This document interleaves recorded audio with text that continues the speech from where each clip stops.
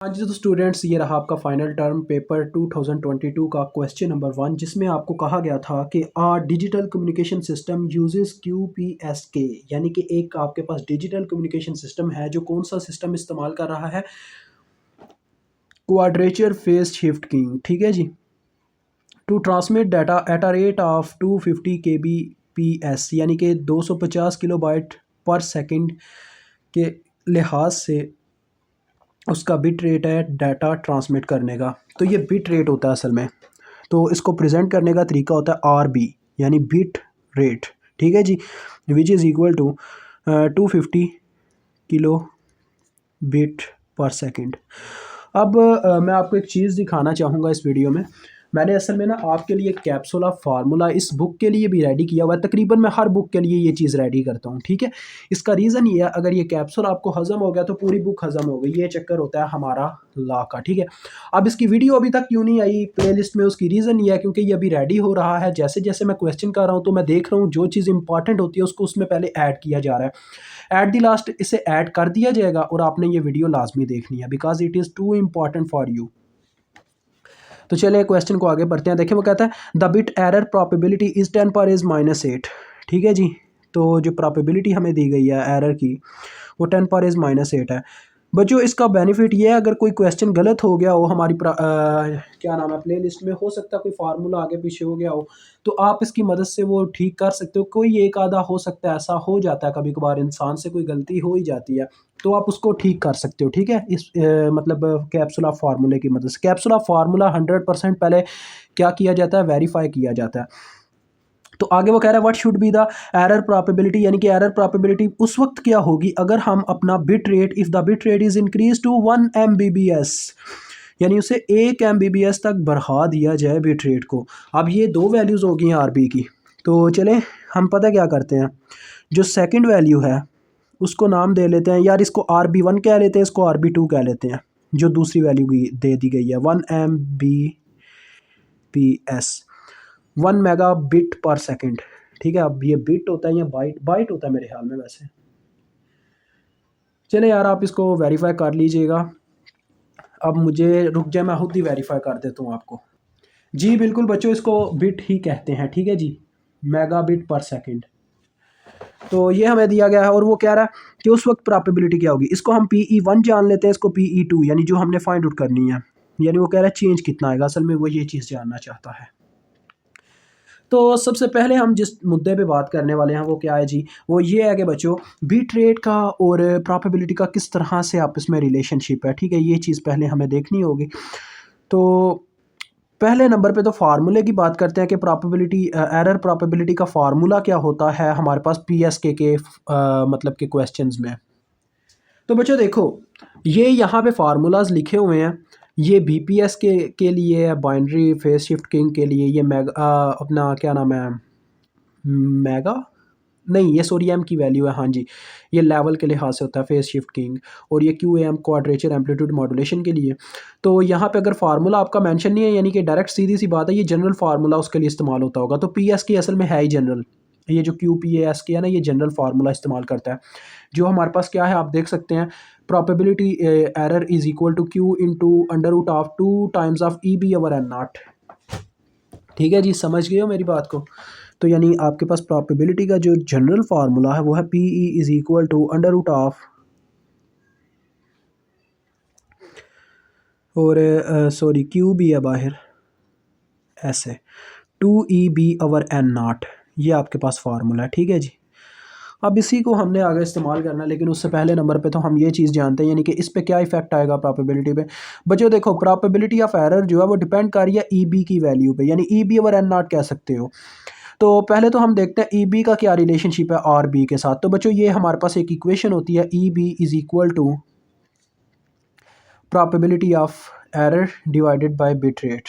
ये फार्मूला होता है आपके पास। ठीक है जी, तो इसी फार्मूले की तहत अगर देखा जाए तो जो आपका मतलब कि क्या नाम है बिट रेट है, उसका इन्वर्स रिलेशनशिप है EB के साथ। ठीक है जी, और इस लिहाज से देखा जाए तो आर बी जितने गुना यानी अगर ये बढ़ता है तो वो डिक्रीज़ होता है, या इस पे बाद में बात करते हैं। जैसा कि हमें दिखाया जा रहा है, उसने बात खुद ही की हुई है कि ये इंक्रीज़ किया गया बिट रेट को। तो अगर बिट रेट को बढ़ा दिया गया है यानी कि ई बी की वैल्यू कम होगी, ई बी की वैल्यू कम होगी तो लिहाजा आपके प्रोबेबिलिटी ऑफ एरर की वैल्यू भी कम होगी, क्योंकि इन दोनों का आपस में डायरेक्ट रिलेशनशिप है। तो चले आए फिर उस लिहाज से देखते हैं क्या चक्कर चल रहा है। हमने ई बी के लिहाज से ही इसको ट्राई करना है। देखें सबसे पहले नंबर पे मैं आर बी जो अपना क्या नाम है आर बी अपना 1 है उसका रिलेशनशिप चेक करता हूँ आर बी 2 के साथ। ठीक है जी। तो बच्चे देखो हम क्या करते हैं, आर बी 1 को आर बी 2 से डिवाइड करके एक इक्वेशन पहले यहाँ पे रेडी करते हैं। देखें क्या होगा जी।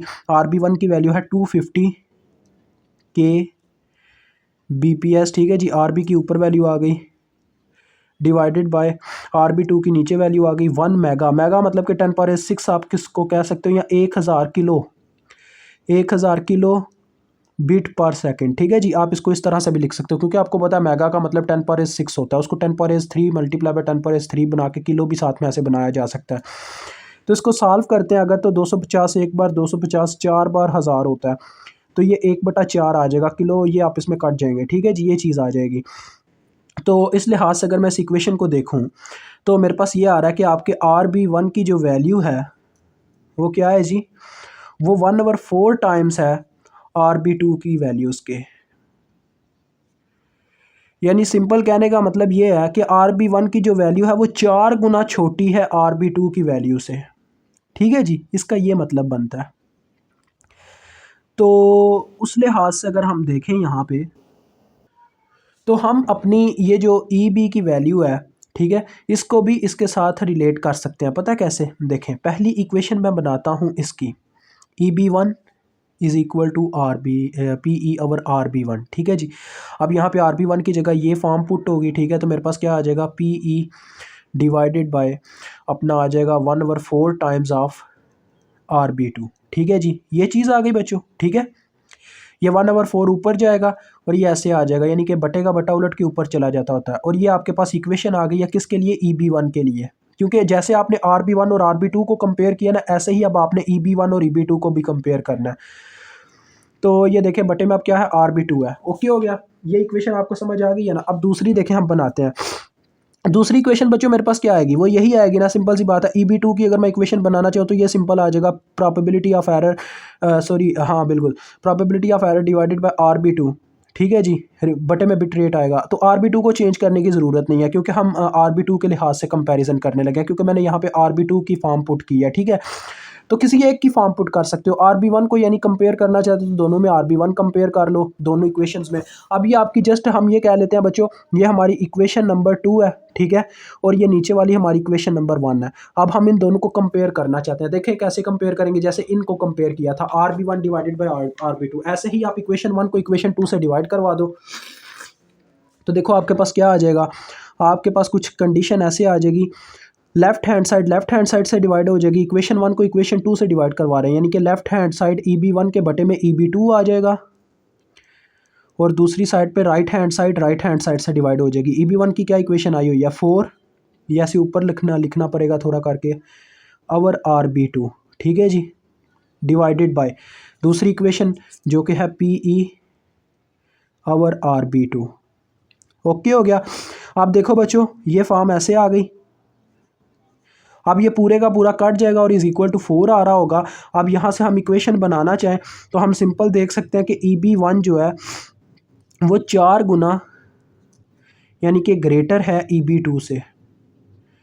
या इसका क्या मतलब बनता है यार, रुक जाओ, हाँ बिल्कुल ऐसा ही बनेगा कि जो ई बी 1 की वैल्यू है वो 4 गुना हमारी ई बी 2 की वैल्यू से बड़ी है। ठीक है। इससे ये चीज़ पता चलती है। लेकिन हमने ई बी 2 के कंपैरिजन में मतलब कि हमें ई बी 1 की जो प्रोबेबिलिटी ऑफ एरर है वो ऑलरेडी गिवन है। ठीक है। हमने ई बी 2 की वैल्यू हासिल करनी है जिससे हम पी ई 2 को फाइंड आउट कर सकें। ये बस इसका ए पार्ट ही मुश्किल है, बी पार्ट इसका बहुत ईजी है, जस्ट इसमें थोड़ा सा ना कंपैरिजन का चक्कर है सारा। तो देखें हम करते क्या है, जैसा कि हमें यानी फार्मूले में ई बी ओवर एन नाट चाहिए, तो मैं पहले दोनों तरफ ना एन नाट से डिवाइड करके इनको कंपैरिजन के काबिल बनाता हूँ। ठीक है। फिर हम क्या करते हैं बच्चों, देखो मुझे पहले सिंपल सी बात है, अगर ई बी 2 ओवर एन नाट की वैल्यू मिल जाती है ना तो मैं पी ई 2 की वैल्यू फाइंड आउट कर सकूँगा। देखिए कैसे, इस इक्वेशन को आप बच्चों इसको जस्ट आप यहीं पे छोड़ दो, इक्वेशन नंबर 3 के तौर पे छोड़ दो, ठीक है। अभी मैं आपका मुश्किल नहीं काम करना चाहता, जस्ट इसको यहीं पे छोड़ दो। अब जो आपको वैल्यू दी गई थी ना प्रोबेबिलिटी की, PE1 की वैल्यू दी गई है, यानी अंदर है मेरे पास EB1 ओवर एन नाट, ठीक है। ये EB1 ओवर एन नाट हो जाएगा अगर मैं PE1 यहाँ पे करता हूँ।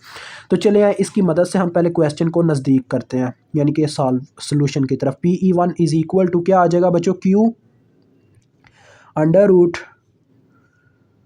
2EB1 बन जाएगा, ठीक है, और डिवाइडेड बाय एन नाट आ जाएगा, सिंपल। अब यहाँ पे PE1 की मैं वैल्यू पुट करता हूँ, नेक्स्ट स्टेप यहाँ पे करने लगूँ। PE1 की वैल्यू हो चुकी क्या पुट होगी बच्चों, 10 पावर -8, ठीक है। और ये जो Q बच्चों यहाँ पे Q इनका यानी होल ले रहा है, वो दूसरी जानिब आके Q इनवर्स हो जाएगा, ठीक है। ये हम क्यों कर रहे हैं, क्योंकि हम X की वैल्यू हासिल कर सकते हैं यहाँ से। तो इज इक्वल टू में आपके पास सिर्फ ये फॉर्म रह गई, 2EB1 ओवर एन नाट। अब मैं आपको एक टेबल दिखाना चाहूँगा, रुकें। ये आपका अपना टेबल है, ये आपको गिवन होता है पेपर के अंदर जब भी ऐसे क्वेश्चन गिवन होते हैं। तो ये बच्चों मैं आपके सामने टेबल करने लगूँ। अब पता नहीं आपको किस तरीके से दिखाई देता है वीडियो के अंदर, जस्ट मैं कोशिश करूँगा एडिटिंग में कि ये आपको सही दिखाई दे, ठीक है। हमने वैल्यू पता क्या करनी है, हमें इस वक्त Q ऑफ X गिवन है, असल में हम X फाइंड आउट करना चाह रहे हैं, ठीक है। X की वैल्यू हमें फाइंड आउट होगी, 10 पावर -8 गिवन है। तो ये आपको टेबल दिखाता हूँ, ये आपके पास टेबल गिवन होता है, वो देखें लिखा हुआ है Q ऑफ X। ये सेकंड नंबर पे Q ऑफ X है, ये वैल्यू हमें गिवन है, इसका इन्वर्स ले रहे हैं तो हमें X मिल जाएगा, असल ये चक्कर है सारा। तो Q ऑफ X की जो वैल्यू आ रही है वो आप ज़रा देखें, 10 पावर -8, यानी यहाँ कहीं पे 10 पावर, ये देखें, ये 10 पावर -8 मल्टीप्लाई हो रहा है। मेरे ये लैपटॉप पे एक लाइन है, इसके लिए माजरत। तो वो सिर्फ 10 पावर -8 है, यानी उसके साथ 1 मल्टीप्लाई हो रहा होगा। यहाँ पे तो देखें ना कितनी कितनी वैल्यूज़ हैं, ठीक है। तो लिहाजा देखा जाए तो 10 पावर ये देखो बच्चों, 10 पावर -8 है, इसके साथ 1.07 मल्टीप्लाई हो रहा है। लेकिन ये वैल्यू थोड़ा मतलब कि तंग करेगी, इससे थोड़ी और हम मतलब कह लें एक्यूरेट वैल्यू ढूंढते हैं। अगर 1.07 है तो ये 1.1 बन सकता है, क्योंकि ये राउंड ऑफ हो जाएगा और ये मसला करेगी वैल्यू। थोड़ा और मतलब कि कोशिश करते हैं, अगर इससे बेटर नहीं मिलती तो यही चूज़ कर लेंगे। उसके बाद देखो बच्चों, ये मुझे एक वैल्यू मिल रही है, हमें 10 पावर -8 चाहिए या 10 पावर एक मिनट, 10 पावर -8 चाहिए, अच्छा जी। हाँ जी बच्चों, हमें 10 पावर -8 चाहिए, यही वैल्यू चूज़ होगी, माजरत मैं 10 पावर -9 की तरफ जा रहा था। ये देखें 10 पावर -9 है, इसके ऊपर 10 पावर -8 है। तो एक तरफ तो ये है, यहाँ पे 1.1 बनेगा, मल्टीप्लाई बाय 10 पावर -8 आ सकता है, ठीक है। तो इन दोनों के बीच में ये कहीं वैल्यू बनेगी, यानी ये 1 पॉइंट अभी 0.7 है ना, तो इससे थोड़ा आगे चलेंगे 5 पॉइंट, देखें जैसे वैल्यू बढ़ती है तो ये वैल्यू कम होना स्टार्ट हो जाती है, यानी कि 5.60 से 5.65 के दौरान जब ये वैल्यू देखें 5.6 से 5.65 पे आई है, तो Q ऑफ X की वैल्यू कम होती चली गई है। यानी हम इसको अप्रॉक्सीमेटली ले सकते हैं, इस वैल्यू को ख़त्म करने के लिए 5.62 या 61, आप जितनी लेना चाहें ले सकते हैं, अप्रॉक्सीमेशन पे डिपेंड करता है। तो हम इसको कंसिडर कर लेते हैं यार 5.62, ठीक है। यानी कि मुझे जब मैं x की वैल्यू 5.62 रखता हूँ, ये देखें इसका मतलब ये है, जब आपका Q ऑफ 5.62 होता है तब आपको ये वैल्यू मिलती है, 1 मल्टीप्लाई बाय 10 पावर -8। हम ये कंसिडर कर रहे हैं उस टेबल की मदद से, और ये टेबल आपको पेपर में गिवन होता है। तो लिहाजा आपको यहाँ पे वैल्यू मिल गई 5.62, और इज इक्वल टू में आपके पास ये टर्म है under root 2EB1 over n naught. तो अब मैं दोनों तरफ स्केयर ले लूँगा ये अंडर रूट ख़त्म करने के लिए। तो देखिए नेक्स्ट स्टेप में क्या होगा बच्चों, देखो नेक्स्ट स्टेप में यहाँ पे ये स्केयर रूट तो कैंसिल हो चुका होगा, हमें सिर्फ EB1 ओवर एन नाट की वैल्यू चाहिए। तो EB1 ओवर एन नाट इधर ही रहने दूंगा, ये 2 जो है यहाँ पे मल्टीप्लाई हो रहा होगा, उधर जाके डिवाइड हो जाएगा। तो 5.62 के स्केयर को डिवाइड कर दूंगा मैं 2 के साथ। अब इसको कैलकुलेटर पर मैं सॉल्व कर लेता हूँ, कितना आ जाता है ये 5.62 डिवाइडेड बाई 2, और 5.62 का सॉरी स्केयर था, तो ये बच्चों आ जाता है 15.79, ठीक है जी। ये आपके पास EB1 ओवर एन नाट की वैल्यू आ गई है। आपने यहीं से वो जो इक्वेशन बनाई थी, इक्वेशन नंबर 3, हमने इसमें से EB1 ओवर एन नाट की वैल्यू पुट करके EB2 ओवर एन नाट की वैल्यू हासिल कर लेनी है, और उसको पुट करके PE2 निकाल लेना है, ठीक है। जस्ट इतना सा काम है। तो देखें होगा क्या, ये जो इक्वेशन है यानी EB2 ओवर एन नाट के लिए बनानी है, तो EB2 ओवर एन नाट उसी साइड पर रह गया, और ये जो 4 है इधर मल्टीप्लाई हो रहा था, इधर आके डिवाइड हो गया, यानी आ गया 1/4 इंटू EB1 ओवर एन नाट। इसकी वैल्यू आपने अभी निकाली है मेरे साथ, तो पुट कर दें 1/4 मल्टीप्लाई बाय 15.79, तो इसको निकाल लेते हैं कितना आता है। तो ये बच्चों आपके पास आ जाता है 3.95। ठीक है जी।